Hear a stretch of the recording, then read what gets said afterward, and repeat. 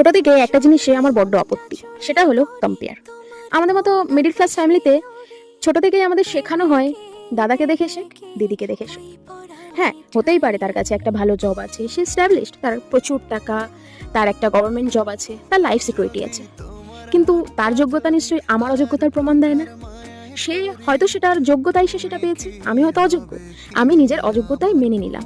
আমি কখনো এটা মেনে নিতে পারবো না যে আমার লাইফটা 9 to 5 জবের মতো আটকে থাকুক, বাড়ি অফিস বাড়ি অফিস। কারণ আমার স্বপ্নটা অনেক বড়।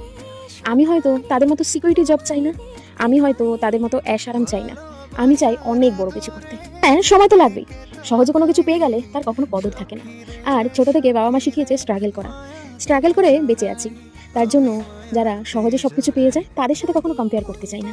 আমি আমার মতো, আর আমার লাইফ নিয়ে আমি বড্ড হ্যাপি। আমি কারোর মতো হতে চাই না, কাউকে নিজের মতো করতেও চাই না। আজ তবে আসি, পরে দেখা হবে আবার একটা নতুন ব্লগে। সবাই ভালো থেকো, টাটা।